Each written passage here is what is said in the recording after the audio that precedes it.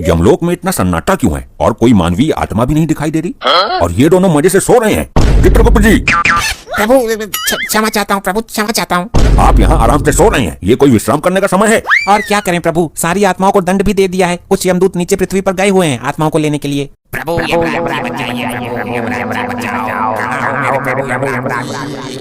ये हमें किसने पुकारा? प्रभु ये तो आपका कोई भक्त मुसीबत में है जो आपको पुकार रहा है। प्रभु हमारा भक्त? लेकिन कलयुग में तो हमारा कोई भक्त ही नहीं है। हमें तो लोग बहुत क्रूर और कड़क स्वभाव का समझते हैं। प्रभु पूरी पृथ्वी पर केवल यही आपका एकमात्र भक्त है, इसकी रक्षा कीजिए प्रभु। इसकी समस्या क्या है, जरा ये तो बताइए गुप्त जी। जो आज्ञा प्रभु। प्रभु अनर्थ का नाम मत लेना बस। प्रभु बहुत बड़ी समस्या उत्पन्न हो गई प्रभु। हुआ क्या, ये बताओ, हमें पहाड़े मत पढ़ाओ। प्रभु ये सचमुच आपका परम भक्त है, आपके भक्त के साथ पृथ्वी लोक वाले बहुत बड़ा अन्याय कर रहे हैं। नहीं, हम अपने भक्त के साथ अन्याय नहीं होने देंगे, एक ही तो हमारा भक्त है। आपका भक्त एक कत्ल के केस में फंस चुका है, कल अदालत में उसको फांसी की सजा सुनाई जाएगी। कौन देगा फांसी की सजा? चेक करता हूँ। प्रभु पृथ्वी लोक पर आपकी तरह ही एक न्यायाधीश है जो लोगों को सजा देते हैं। ये कैसा न्यायाधीश है जो एक निर्दोष मनुष्य को सजा देना चाहता है? तुम हमें केवल इतना बता दो कि असली मुजरिम है कौन? प्रभु असली मुजरिम दुग्गल है, जिसका जीवन काल कल समाप्त हो जाएगा। विधि के विधान के अनुसार तो कल फांसी की सजा इस डागा को लगनी चाहिए। कल फांसी उसी को लगेगी जिसकी मृत्यु आई है, जिसकी आयु समाप्त हो गई। लेकिन प्रभु अदालत में साबित कैसे होगा? अदालत के हिसाब से तो आपका भक्त मुजरिम है। हम स्वयं जाकर उसको बचाएंगे। चलो इसी क्षण प्रस्थान करते हैं। आपकी महिमा अपरंपार है प्रभु। पहले आप पृथ्वी लोक जाते थे प्राण लेने के लिए, आज जा रहे हैं किसी के प्राण बचाने के लिए। धन्य हैं आप। हाँ भाई, आज तेरी कोर्ट में पेशी है, तुझे तो पक्का फांसी होगी। दुग्गल की सास मारी है तूने? मैंने तो आज तक दुग्गल की सास का थोबड़ा भी ना देखा। पुलिस ने तुझे दुग्गल की सास के घर से आगे से गिरफ्तार किया है और तेरे हाथ में टूटा हुआ छुरा भी था। वो छुरा तो मुझे दुग्गल ने दिया था सब्जी काटने के लिए। इस बात का तेरे पास कोई सबूत है कि वो छुरा तुझे दुग्गल ने दिया था? नहीं, सबूत तो ना है। हाँ तो दुग्गल ये कभी स्वीकार नहीं करेगा कि उसने तुझे छुरा दिया था, और खूनी तो तू ही साबित हो जाएगा। तुझे हो जाएगी फांसी। नहीं, हे प्रभु यमराज जी बचाइए, आप तो धर्मराज हो। आखिर तू मेरे जीवन के अंतिम क्षणों में मेरे से मिलने आ ही गई। देख तेरे सुहाग को बेवजह फंसा दिया दुग्गल ने। अब होनी को कौन टाल सकता है? चलो छोड़ो, मैं ऊपर वाले से प्रार्थना करूंगी कि वो आपको अपने चरणों में स्थान दे। मतलब तू भी मुझे मरा हुआ मान चुकी है? तुम्हारे बचने का कोई चांस भी तो नहीं है। मैंने तुम्हें मरा हुआ नहीं माना, लेकिन खुद को विधवा जरूर मान रही हूँ मैं।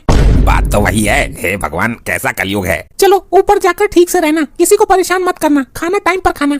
अरे मैं मरने जा रहा हूँ, पढ़ाई करने हॉस्टल नहीं जा रहा। चलो ठीक है, अब मैं जा रही हूँ लड़का देखने।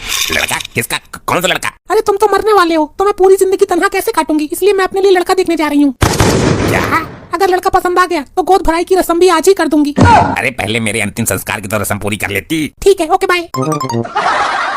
अबे ये है तेरी लुगाई, इसे तेरे मौत की दुख से ज्यादा अपने लिए नया लड़का देखने की खुशी है। हे प्रभु यमराज बचाओ। हम आ गए वत्स, चिंता मत करो।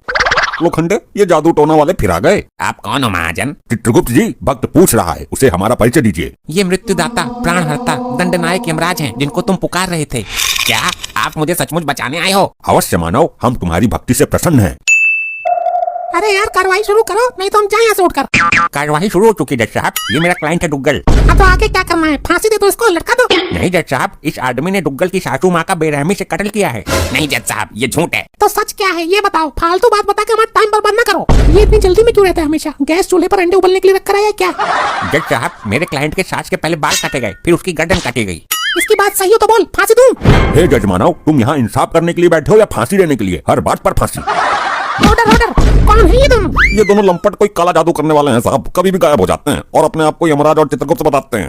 तुम अभी हमको जानते नहीं हो, हम जज हैं। तुम भी अभी हमसे परिचित नहीं हो मानव, हम यम हैं। हम लोगों को उनके किए गए अपराध के अनुसार उन्हें सजा देते हैं। तुम हमारा इस तरह से अपमान नहीं कर सकते हो। तुम क्या अपराधियों को सजा दोगे? तुम रिश्वत लेकर फैसला करते हो। तुम्हारी अदालत में सही को गलत और गलत को सही साबित किया जा सकता है। हमारी तौहीन। कर्मों के अनुसार दंड तो हम देते हैं, तुम्हें भी देंगे जब तुम मरकर हमारे यमलोक में आओगे। ऑर्डर ऑर्डर, ये क्या बदसलूकी है? मैं तुमको भी फांसी दे दूंगा। प्रयत्न करके देख लो मानव, अगर दे सको तो। चित्रगुप्त जी, आप अपने इस यंत्र में हमारे भक्त को बचाने का कोई उपाय तलाश कीजिए। जी प्रभु। तुम कुछ कहना चाहते हो या लटका दूं? जज साहब, जैसे ही मैं इसकी सास के दरवाजे पर पहुंचा था तो दुग्गल अंदर से निकल कर आया और एक छुरा मेरे हाथ में पकड़ा गया। बोला ले, इससे सब्जी काट लेना। मेरी माँ से प्यारी सास को मारकर झूठ बोल रहा है। मैंने कब दिया तुझे छुरा?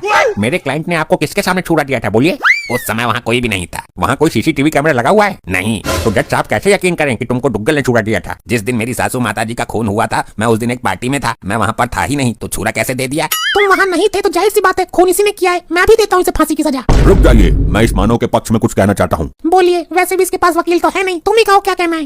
वो छुरा इस मानव को इस कपटी डुग्गल ने ही दिया था, ये सच है। कैसे साबित करोगे? क्या सबूत है? चलो हम साबित कर देते हैं, लेकिन मानव तुम ये कैसे साबित करोगे कि तुम उस दिन पार्टी में थे?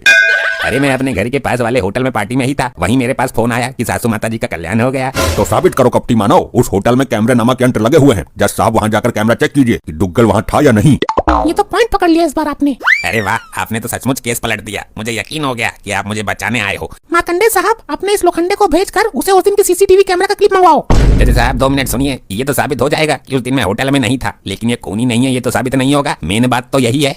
ये हम साबित करेंगे, तुम्हारे जिस्म की एक एक हड्डियां तोड़कर। रुक जाइए, ये हमारा आदेश है, आप अदालत की इस तरह तौहीन नहीं कर सकते। देखो जज साहब, आपके सामने हाथापाई पर उतर आया है। मार्कंडे साहब, गिरफ्तार करो इनको। प्रयत्न करके देख लो, तुम यमराज जी को उनकी इच्छा के विरुद्ध छू भी नहीं सकते।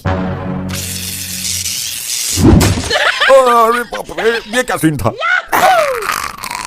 क्या हुआ? जज साहब, इनके अंदर से तो बिजली का करंट निकल रहा है। 440 वोल्ट का झटका मारा है।